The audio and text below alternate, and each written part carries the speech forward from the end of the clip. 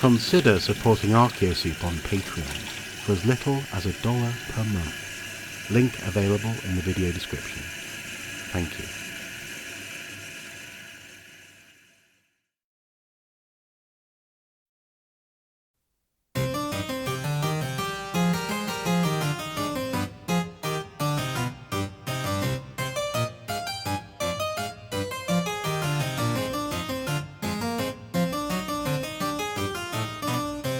Hello, good morning, and welcome back to another book review.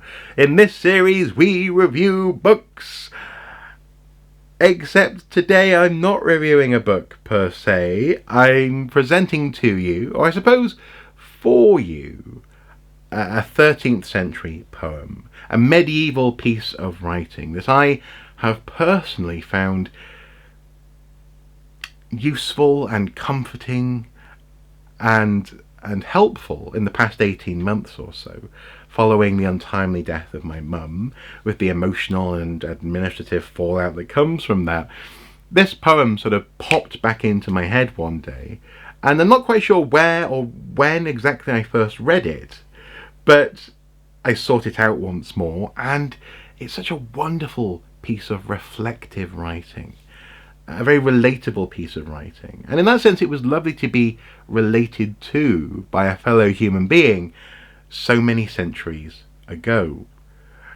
In that sense, I find this academically interesting. You know, as a historian, as an archaeologist, as a philosopher, I find it reassuring that the human condition endures, that people all that time ago and people today still think and feel and are presented with situations on a day-to-day basis that they have to consider, and if they don't consider, then they will struggle.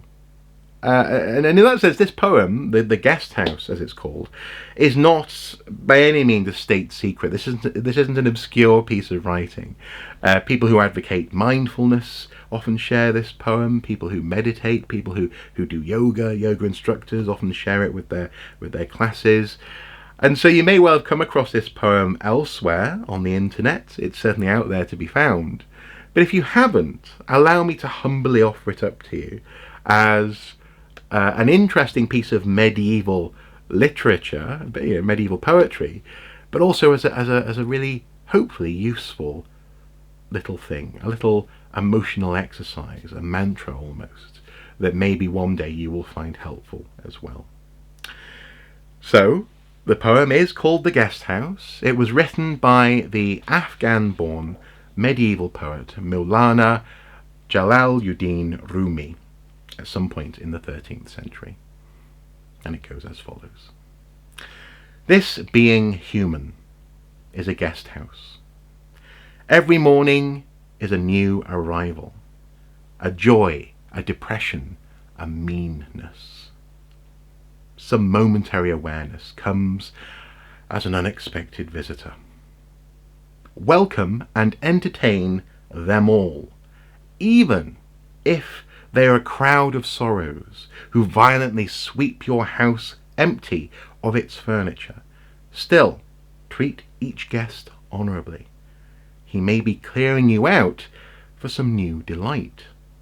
The dark thought, the shame, the malice, meet them at the door laughing and invite them in. Be grateful for whoever comes, because each has been sent as a guide from beyond. Now, we don't have to believe in a great beyond or in a particular religion to appreciate the truth and the beauty of this poem.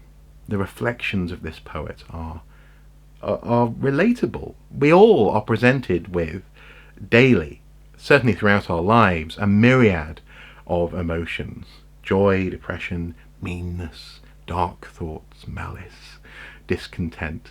And we know, or at least we should know, that if we don't deal with those emotions and think them through, if we try to bottle them up or deny them, then they're going to come out eventually. We're going to have to deal with them in probably a much more messy, less constructive way at some point later down the road. And I've certainly experienced that in my life, over the course of my life. There's a truth here that you can see uh, the reason that it is a favoured poem of people who advocate mindfulness, being present and centred to welcome in the guest, to accept that the guest, the emotion, the challenge of the day is momentary, it will pass, and something else will follow. And you never know what that thing may be. It may be something good, it may be something worse, but something else will follow after that. This being human is a guest house. And I have to say, when I read that line for the first time in my head, I sort of read it as this being human lock. It's being a guest house. We are daily a guest house for the emotions of ourselves and of others, for news, for events, for happenings, for the weather, for those people who insist on leaving the bin in front of the driveway so you can't get the car out in the morning. We are a guest house, and they come and stay with us for a while, and it's up to us to greet and to accept, to acknowledge, and to work through those emotions as they arrive, so that we're ready and able to greet whatever follows, whether our house has been emptied by those emotions or not. And certainly over those 18 months, my house was emptied by those emotions on numerous occasions. As I hinted to, over the course of my life, there have been things that have happened in my childhood. Essentially, at times I have survived what you could term at times abusive scenarios, shall we say? Nothing sexual, don't worry, but damaging scenarios that I didn't think about and deal with at the time, and I've had to do that in recent years.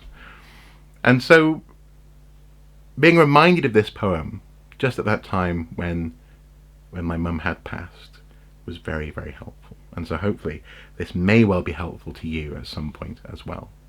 Incidentally, as well, I should make it clear the translation here was provided by Coleman Barks. It's a very popular translation. Again, it's credited elsewhere on the internet, but I figured it was worthwhile crediting here. I'll put a full text of the poem in the description below, and feel free to share it. Feel free to comment as well. Feel free to reflect below, because these reflections are magnificent, and I look forward to seeing what other reflections come out of this poem review, I suppose, not book review. As ever, guys, until next time, do take care. Bye bye.